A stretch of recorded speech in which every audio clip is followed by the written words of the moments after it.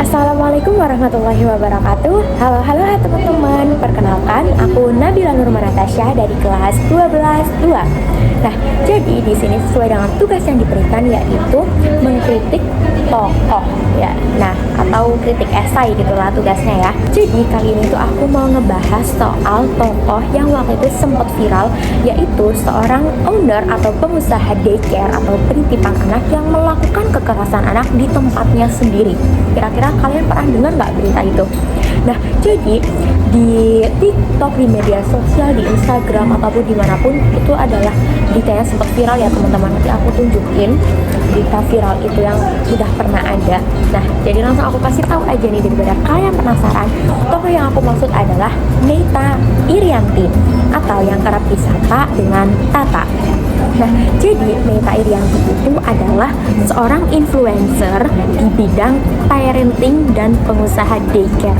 Nah, dia adalah influencer yang membahas tentang parenting nih. Kira-kira kalian bakalan gimana nih pemikiran kalian? Dia influencer yang membahas parenting dan juga owner dari pengusaha daycare, tetapi melakukan kekerasan terhadap anak.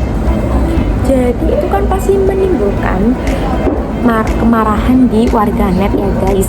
Nah, dia itu diketahui aktif menjadi pembicara dalam berbagai seminar seperti Mompreneur, dan Neyta kerap aktif membagikan video parenting dan konten-konten bijaknya mengenai anak dan ibu melalui akun TikToknya @tatatrianti. Nah, jadi dia itu selain owner dari daycare, dia adalah influencer yang lumayan terkenal juga ya guys, karena dia itu sering ngebahas tentang bagaimana parenting yang baik dan yang benar.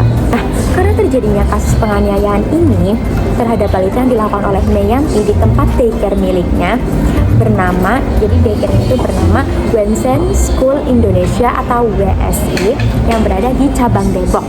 Nah, kontroversi ini telah menempatkan Neyta Irianti di tengah perhatian publik yang mempengaruhi reputasinya sebagai influencer dan pemilik daycare.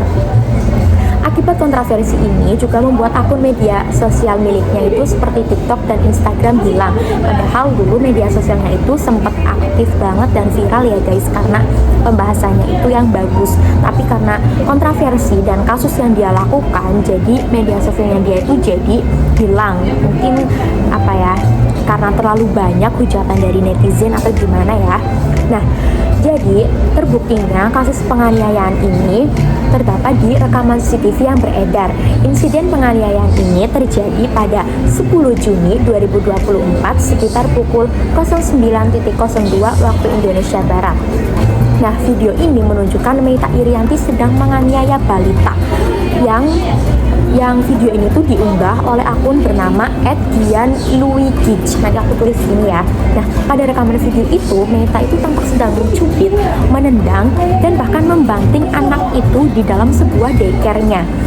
Akibat unggahan tersebut tentu saja ya warganet itu akan sangat marah, karena bagaimana tidak, dia itu adalah seorang influencer tetapi malah dia melakukan kekerasan, sedangkan dia di media sosialnya mengajarkan untuk tidak melakukan kekerasan, tetapi di balik itu dia adalah seorang yang tidak bisa menahan amarahnya dan melakukan kekerasan itu terhadap anak-anak yang dititipkan di usahanya tersebut. Nah, kasus penganiayaan ini itu terjadi di salah satu orang tua yang berinisial RD, yang anaknya itu sedang berusia 2 tahun dan sedang dititipkan di daycare milik Neyta ini. Nah, orang tua ini mendapati perilaku aneh dari anaknya.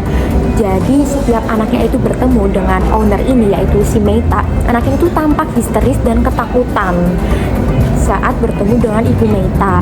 Nah, jadi sepulang dari daycare itu juga orang tua dari si anak ini menemukan banyak luka-luka dan memar di badan tubuh anaknya. Setelah itu, orang tua ini tuh mendapat laporan dari guru daycare tersebut terkait dugaan penganiayaan. Nah, setelah itu dibuktikan juga dengan rekaman CCTV saat Neyta melakukan kekerasan dan dengan kecocokan bekas memar yang ada di tubuh anaknya.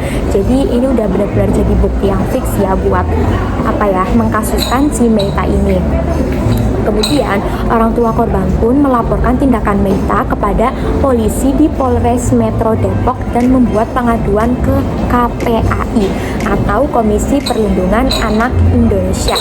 Nah, hingga akhirnya Meita Irianti tertangkap pada tanggal Rabu 31 Juli dan telah ditetapkan sebagai tersangka dan terancam hukuman 5 tahun penjara atas perbuatannya sesuai dengan Undang-Undang Perlindungan Anak Nomor 35 Tahun 2014 Pasal 80 ayat 1 dan 2. Nanti aku tulis ya pasal undang-undangnya itu mengenai apa. Tentunya ini adalah mengenai perlindungan terhadap anak. Nah, jadi dengar-dengar juga ini motif Meita Irianti itu melakukan kekerasan diduga karena khilaf dan karena dia tuh nggak sabar, anak-anaknya tuh rewel dan nakal. Jadi dia tuh karena nggak sabar itu menjadikan alasan dia untuk melakukan kekerasan tersebut. Tapi menurut saya sendiri hal itu tidak dibenarkan ya, karena dia adalah seorang pengusaha daycare. Tentunya juga dia harus sudah memiliki sifat bahwa dia itu sabar dan dia juga sudah mempunyai pandangan bahwa anak-anak adalah anak yang belum bisa mengontrol emosinya. Tentunya juga dia adalah seorang influencer yang membahas tentang parenting. Harusnya dia juga sudah tahu kan bagaimana cara mengontrol dirinya sendiri untuk menghadapi sikap anak-anak yang masih sewajarnya kan, karena kan anak-anak belum tahu bagaimana yang baik untuk mengontrol emosi. Jadi menurut saya tindakan yang dilakukan Meita sangatlah tidak masuk akal, karena dia kan adalah seorang influencer yang melakukan video tentang parenting dan dia juga adalah pengusaha daycare. Seharusnya dia sudah memiliki pandangan dan mengerti bagaimana cara mengontrol emosi kita untuk menghadapi anak-anak. Dan apapun alasannya itu tidak membenarkan untuk melakukan kekerasan terhadap anak, karena seharusnya anak-anak adalah seseorang yang butuh kasih sayang dan perhatian dari kita, bukan malah untuk dikekerasi. Dan juga anak-anak itu kan belum bisa mengontrol emosinya, bagaimana dia harus ini harus itu. Dia kan apa-apa juga hanya bisa menangis karena dia belum mengerti bagaimana melakukan yang benar gitu kan. Jadi kita sebagai orang dewasa, tugas kita adalah mendukungnya dan memberi arahan yang baik kepada anak-anak itu, bukan malah melakukan kekerasan supaya anak itu tuh nurut. Itu malah justru menimbulkan trauma yang besar bagi anak. Selain itu juga menimbulkan sakit mental dan juga sakit fisik yang lainnya. Dan juga diharapkan pada orang tua agar menyisakan waktunya untuk anak-anak. Jadi tidak selalu anak-anak selalu dititipkan di daycare ya. Kalaupun emang terpaksa dititipkan di daycare, pilihlah daycare yang benar-benar terpercaya dan juga paling tidak kita tuh ada seseorang atau keluarga dari kita sendiri yang menemani anak kita di daycare tersebut. Nah, juga jika terjadi sesuatu yang mencurigakan seperti memar-memar pada anak atau hal-hal yang mencurigakan dari sikap-sikap anak yang tidak seperti biasanya, bisa langsung kita laporkan kepada KPAI untuk melindungi anak-anak tersebut dengan adanya Undang-Undang Perlindungan Anak sesuai yang tadi nomor 35 tahun 2014 pasal 80 ayat 1 dan 2. Jadi anak-anak juga bisa merasakan perlindungan dan keamanan serta kenyamanan bagi diri mereka sendiri. Jadi gitu ya guys, sekian dari aku mengenai kritik dan pandangan aku mengenai kasus ini ya. Gimana nih menurut kalian? Menurut kalian dibenerin gak sih melakukan kekerasan pada anak hanya karena anak itu rewel? Seharusnya enggak ya teman-teman.